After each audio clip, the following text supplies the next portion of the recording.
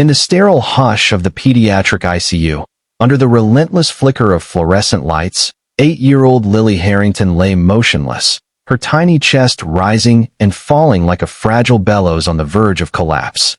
Her father, Alexander Harrington, the iron-fisted CEO of Harrington Biotech, gripped the bed rail until his knuckles bleached white, his tailored suit rumpled from days without sleep.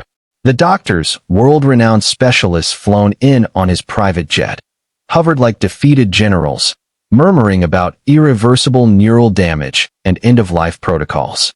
As the heart monitor's beep faltered into a whisper, Alexander collapsed to his knees, whispering, "Fight, Lily. Daddy's here," his voice cracking like thunder in a storm of helplessness. But in that shattering moment, as grief clawed at his soul, a stranger's soft footsteps echoed down the hall, a weary woman in threadbare clothes, carrying the faint scent of rain-soaked earth and quiet desperation, drawn inexplicably to the child's side.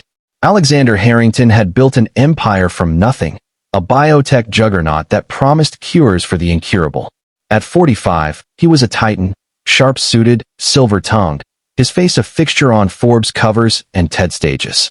But beneath the veneer of success lay a chasm of isolation, carved deep by a marriage that crumbled under the weight of his ambition and a divorce that left him with custody of Lily and a heart armored against vulnerability.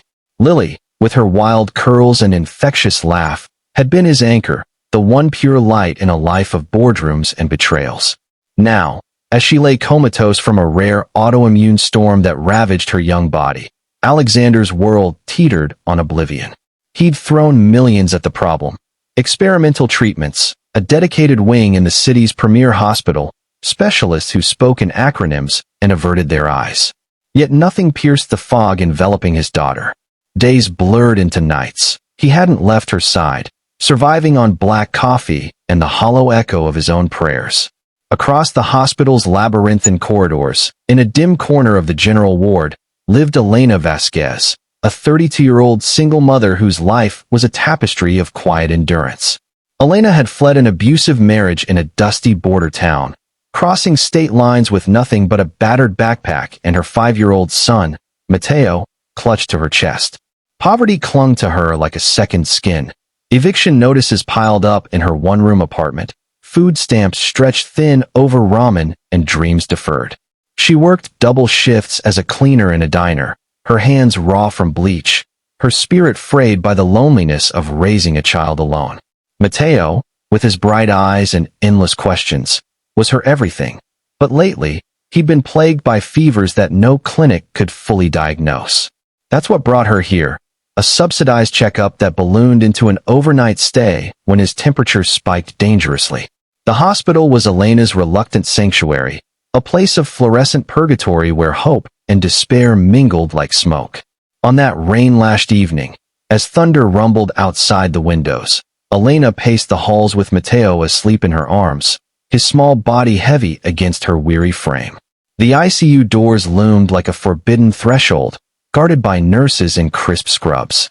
But something, a child's faint whimper, perhaps, or the magnetic pull of shared suffering, drew her closer.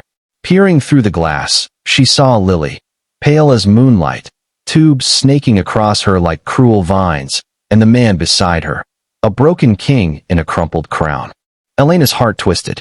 She'd known loss too, the ache of her own mother's abandonment when she was Mateo's age, leaving her to fend for scraps in a world that chewed up the vulnerable. Without thinking, she pushed the door open, ignoring the nurse's startled glance. "Lo siento," she murmured, her voice a soft lilt of Spanish-inflected English. But she looked so alone. Alexander whirled, his eyes bloodshot and feral. "Who the hell are you?" he snapped, but the venom dissolved as Elena approached, her gaze fixed on Lily. Gently, as if handling fragile glass, Elena laid Mateo in a nearby chair and knelt by the bed. She brushed a curl from Lily's forehead, her calloused fingers tracing the girl's clammy cheek. "Mi pequeña," she whispered, "my little one," her voice a balm of forgotten lullabies. Then, in a gesture born of pure, unfiltered compassion, she leaned in and enveloped Lily in a hug. It was nothing grand, just the press of her worn sweater against the girl's hospital gown, the steady rhythm of Elena's breathing mingling with the monitor's beeps. Alexander froze, torn between outrage and an inexplicable ache. No one had touched Lily like that since the illness struck. Not him, not the nurses, not even the parade of experts. Hugs felt too human, too risky in this clinical fortress. Seconds stretched into eternity. And then, a miracle in miniature, Lily's eyelids fluttered. Her hand, limp for weeks, twitched against Elena's back. The heart monitor quickened, not to alarm, but to a steadier cadence, as if a dormant spark had ignited. The nurse gasped, summoning the team. Alexander staggered forward, tears carving paths down his stubbled cheeks. What did you do?" he choked. But Elena only smiled faintly, pulling back with a mother's quiet wisdom. "Sometimes, Senor, the body needs to remember it's loved. Not fixed, loved." In the hours that followed, the hospital buzzed with cautious optimism. Scans showed a subtle shift, neural activity flickering where darkness had reigned. Alexander couldn't tear his eyes from Elena, this interloper in faded jeans and scuffed sneakers, who now sat vigil with Mateo, dozing on her lap. Gratitude warred with suspicion in his chest. He'd bought solutions his whole life, but this was free, unbidden, a hug from a stranger who had less than nothing. As dawn crept in, painting the room in hesitant gold, Elena shared fragments of her story over vending machine coffee. The nights she'd cried herself to sleep after her husband vanished, the grind of minimum wage that left her bones aching, the fierce love that kept her fighting for Mateo. Alexander listened, really listened, for the first time in years. His own grief spilled out in halting confessions. The ex-wife who'd fled to Europe, the colleagues who saw him as a machine, the terror of losing the only person who'd ever made him feel human. By midday, Lily stirred again, her lips curving in the ghost of a smile. Elena was there, humming a folk tune from her childhood, her hand clasped around the girl's. Alexander watched from the doorway, a crack forming in his armored heart. He'd always believed power lay in control, in patents and profits. But here, in this improbable intersection of lives, he glimpsed something purer, the raw alchemy of kindness.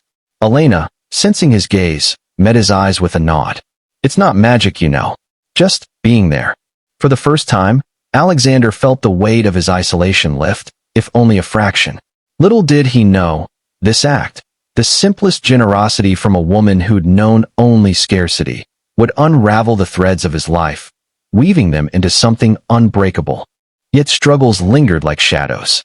Mateo's fever returned that afternoon, spiking higher, and Elena's subsidized insurance crumbled under the weight of tests. She bit her lip, calculating in her head how to cover the bills, her pride warring with desperation. Alexander noticed the tremor in her hands, the way she shielded Mateo from the foreign needle. An impulse stirred in him, foreign and insistent, to give back, not from obligation, but from the wellspring Elena had tapped within him. As evening fell, with Lily's vitals stabilizing under the doctor's bewildered scrutiny, he made a silent vow. The hug had bridged their worlds. Now, perhaps, he could build a bridge in return. But hope was fragile, and the road ahead twisted with unforeseen turns. Tests that loomed like storm clouds, secrets buried deep in Elena's past, and the slow thaw of a man's frozen soul. Weeks bled into one another in the hospital's timeless rhythm, a fragile truce between despair and dawn. Lily's recovery was a halting dance. Good days where she'd whisper for apple juice or trace shapes on Elena's palm, shadowed by setbacks that sent Alexander pacing the halls like a caged lion. The doctors marveled at the spontaneous remission, crediting serums and scans, but Alexander knew the truth. It was the hugs. Elena returned daily, after her diner shifts, slipping into the ICU like a secret ally. She'd bring Mateo, his cheeks flushed, but fever-free for now, and together they'd form a makeshift family around Lily's bed. Stories flowed like lifelines. Elena's tales of stargazing in the desert with her abuela, Alexander's rare admissions of boyhood dreams before the corporate grind swallowed them whole. In these moments, barriers dissolved. The CEO shed his suit for sweatpants. Elena's guarded smiles bloomed into laughter. But Elena's world outside the hospital was a battlefield. The eviction notice had arrived, red-stamped and final, her landlord's patience exhausted by late rent scraped from tips and odd jobs. Mateo's treatments drained what little she had left. The free clinic's wait list stretched into months, and pride kept her from begging. Isolation gnawed at her. Friends from her old life scattered like dust. Her family a ghost story of abandonment. Nights alone in the cramped apartment, with Mateo's cough echoing off thin walls, she questioned her choices. Crossing that border, raising a child on hope and hustle. Why fight when the world fights harder? She'd whisper to the ceiling, tears soaking her pillow. Yet Lily's progress anchored her. The girl's first full sentence, "Hug, Lena," had been a thunderclap, pulling Elena from her abyss. Kindness, she'd learned young, was a currency that multiplied, even in scarcity. Alexander, too, wrestled demons. His boardroom empire chafed against this new reality. Emails piled up, investors clamored for his return. Grief had isolated him further. His ex-wife's occasional texts dripped with condescension. His few friends were ghosts of golf course banter. But Elena's presence chipped at his walls. One rainy afternoon, as Lily napped and Mateo colored dinosaurs on scrap paper, he found Elena in the family lounge, head in hands over a stack of medical bills. "How much?" he asked quietly, sliding into the seat beside her. She startled, wiping her eyes. "It's not your problem, Mr. Harrington. You've got enough." "Alexander," he corrected gently. "And it is. You gave me my daughter back." What followed was a floodgate. Elena's confession of the eviction, the fear of Mateo entering foster care, the bone-deep exhaustion of invisibility. Alexander listened, his mind racing not with deals, but with possibility. That night, he made calls, not to lawyers for loopholes, but to a realtor friend for a modest apartment in a safe neighborhood, fully furnished, rent-free for a year. He arranged for Mateo's specialist care through his company's foundation, anonymous and seamless. When he told her the next day, Elena's face crumpled, not in joy, but in a raw mix of relief and shame. "I can't take charity," she protested, voice thick. "This isn't charity," he replied, echoing her words. "It's love, the kind you showed Lily." The act rippled outward, a quiet revolution. Elena moved into the new place, its walls echoing with Mateo's delighted squeals as he explored rooms bigger than his old world. She returned the kindness in layers, cooking tamales for the ICU nurses, advocating for other struggling families in the waiting room, even coaxing Alexander into a park outing where Lily chased butterflies for the first time in months. He, in turn, stepped back from the C-suite frenzy, delegating to mentors he'd long dismissed. Grief's sharp edges softened. Isolation gave way to tentative bonds. But the circle of kindness turned unexpectedly when Elena's past resurfaced. A letter arrived, creased and yellowed, from her mother, the woman who'd left her at 12, now frail and alone in a nursing home, seeking forgiveness after decades of regret. Elena stared at it for days, torn between fury and the ache of what-ifs. Alexander found her on a bench outside the hospital, the letter clutched like a grenade. "She doesn't deserve it," Elena said, voice breaking. "But Lily, she taught me holding on hurts more than letting go." With his quiet support, driving her across state lines, waiting in the car as she entered that sterile room, Elena extended a hug to the woman who'd birthed her pain.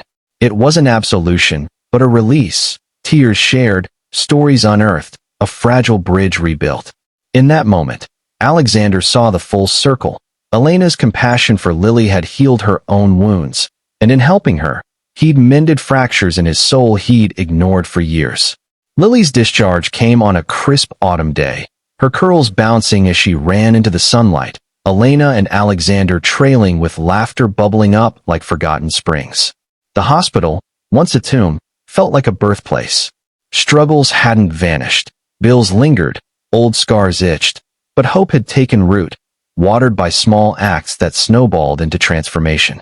Alexander proposed a foundation in Lily's name, not for profit, but for families like Elena's. Hugs disguised as resources, connections forged in crisis. Elena enrolled in night classes, her dreams of nursing flickering back to life. Mateo thriving under specialist care. As winter's first snow dusted the city, the four of them gathered in the new apartment, now home to all, in ways unspoken but profound. Lily curled in Elena's lap, Alexander's arm around them both, Mateo orchestrating a chaotic game of tag. In the warmth of that circle, they glimpsed eternity, not in wealth or cures, but in the unbreakable thread of human touch. In a world that often measures worth by wallets and wins, remember that the greatest medicine is the warmth of a stranger's embrace. A reminder that empathy doesn't just heal the broken. It rebuilds us all, thread by tender thread, into something eternally whole. Moral of the story.